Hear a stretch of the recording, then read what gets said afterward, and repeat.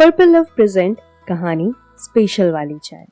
खिड़की से बारिश की बूंदों को पत्तों पर गिरता देख राधिका फिर से पुरानी यादों में खो गई और सोचने लगी कि कैसे वो और काव्या स्कूल से आते वक्त बारिश में एक साथ भीगते हुए आते।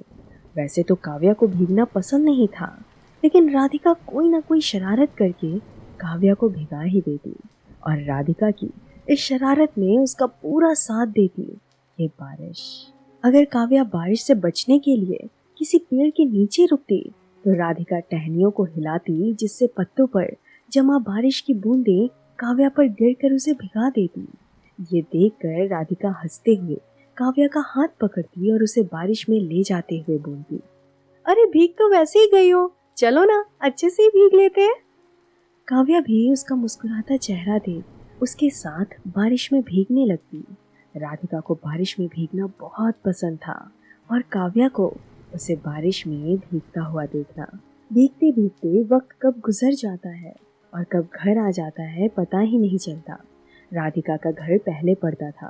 काव्या राधिका को बाय बोलकर अपने घर के लिए निकलती।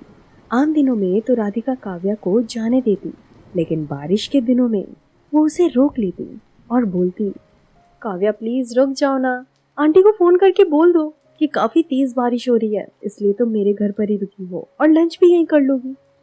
काव्या भी ज्यादा ना नुकुर करे बिना उसकी बात मान लेती। दोनों घर के अंदर जाते और अपनी भीगी यूनिफॉर्म चेंज करते। वैसे तो काव्या हमेशा जीन्स टॉप पहनती, लेकिन राधिका के पास तो ज्यादातर सलवार सूट ही थे। काव्या को ना चाहते हुए भी सूट पहनना पड़ता। राधिका जब काव्या को सूट में देखती तो बोलती, तुम सूट क्यों नहीं पहनती?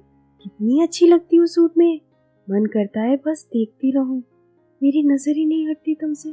काव्या हंसते हुए उसका जवाब देती, बस इसीलिए नहीं पहनती। राधिका तंज कसते हुए बोलती, अच्छा तो मेरा देखना तुम्हें बुरा लगता है? काव्या उसके पास जाती और गले से लगाती और कहती, बिल्कुल नहीं। और फिर कुछ देर दोनों एक दूसरे की बाहों में खो से जाते। राधिका काव्या को अपनी बाहों में समेटते हुए बोलती, आई लव यू काव्या, मेरे साथ हमेशा ऐसे ही रहना, कभी मुझसे दूर मत जाना, मैं नहीं रह सकती तुम्हारे बिना। काव्या उसको जवाब देती, नहीं जाऊंगी, हमेशा साथ रहूंगी, और वैसे भी नेक्स्ट ईयर से हम दोनों साथ में कॉलेज भी जाएंगे, क्योंकि मैंने पापा को मना लिया है और अब वो मुझे ग्रेजुएशन यहीं से करने देंगे। राधिका खुशी से चिल्ला के बोलती, मतलब तुम मामा के घर नहीं जा रही? और जोर से उसे गले लगाती और उसके माथे को चूमती। काव्या उसके दोनों हाथों को अपने हाथों में लेके चूमती और कहती, I love you too Radhika.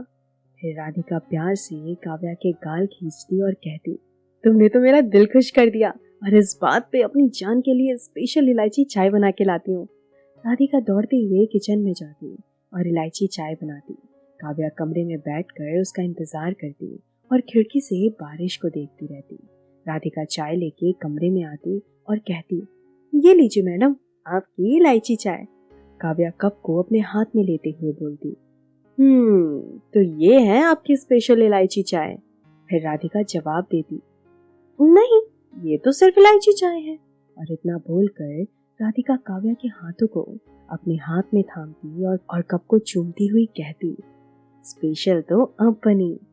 Kavya उसकी आंखों में देखती और कप का वो हिस्सा जिसे राधिका के होठों ने छुआ उसे अपनी ओर करती और फिर चाय की चुस्की लेके बोलती, ये तो सच में बहुत स्पेशल है एंड कितना टेस्टी भी है।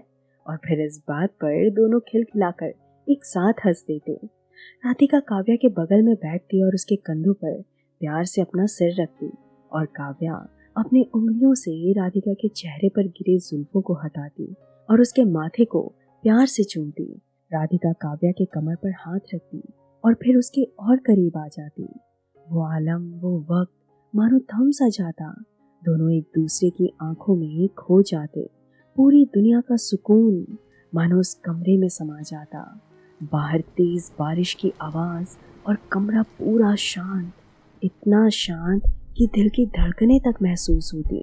राधिका ने अपना हाथ काव्या के कमर से हटा के उसके चेहरे पर रखा और फिर अपने होठों को उसके होठों के पास ले गई और दोनों की सांसें और भी तेज हो गई। राधिका के होठों ने काव्या के होठों को जैसे ही छुआ, तभी डोरबेल बजी और राधिका अपनी यादों से तुरंत बाहर आई और दौड़ते हुए दरवाजे की तरफ गई। जब दरवाजा खोला तो उसके सामने अर्जुन खड़ा था। अर्जुन ने अंदर आते ही कहा, मेरे लिए जल्दी से दूसरे कपड़े निकाल दो, मुझे अभी दूसरी मीटिंग में भी जाना है, और हाँ, गर्मा गर्म चाय भी बना दो। राधिका बिना कुछ बोले अर्जुन के हाथों से बैग लेती है और टेबल पर रखकर किचन में चाय बनाने चली जाती है। गैस पर चाय चढ़ाकर किचन की खिड़की से फिर से बारिश को देखने लगती है। जिस बारिश को देख के राधिका कभी खुशी से उछल उठती थी, आज उस बारिश को देखकर उसका मन उदासी से भर उठता है। हंसती खेलती शरारत करती राधिका अब बिल्कुल शांत रहने लगी थी। तभी अर्जुन हॉल में आके राधिका को आवाज लगाते हुए कहता है, टाइम लगेगा क्या? थोड़ा जल्दी कर दो, मीटिंग के लिए लेट हो रहा हूँ। राधिका जवाब देती, बस अभी आई। राधिका चाय लेके हॉल में आती और अर्जुन को चाय का कप थमा देती। चाय पीते हुए अर्जुन कहता है, शाम को तैयार रहना। राधिका उसकी तरफ देखती है और पूछती है, तैयार? लेकिन क्यों? अर्जुन कहता है, अरे भूल गई, आज हमारी मैरिज एनिवर्सरी है, इसलिए आज डिनर बाहर करेंगे, तो तुम तैयार हो जाना। राधिका कुछ नहीं बोलती, बस खामोशी से अपना सिर हाँ में हिलाती और चाय का खाली कप लेकर किचन में चली जाती। दोस्तों, कहानी तो बस यहीं तक थी, लेकिन हमारी जिंदगी के कुछ किस्से अधूरे ही रह जाते हैं। ना तो उन्हें पूरा कर पाते हैं, ना ही उन लम्हों को दोबारा जी पाते हैं। शायद कुछ ऐसे किस्से आपके भी रहे होंगे। आप हमें कमेंट में जरूर बताएं, या फिर चाहें तो आप हमें मेल कर सकते हैं sendpurplelove@gmail.com पर। और हाँ, अपना प्यार और सपोर्ट हमें इसी तरह देते रहें, ताकि हम आपके लिए और भी अच्छी अच्छी कहानियां लेकर आएं। जल्दी मैं आपसे मिलूंगी नेक्स्ट स्टोरी के साथ। अगर अभी तक आपने चैनल को सब्सक्राइब नहीं किया है तो कर लीजिए और बेल आइकन भी प्रेस कर दीजिए, ताकि जैसे ही नेक्स्ट स्टोरी आए तुरंत आपको उसका नोटिफिकेशन मिल जाए।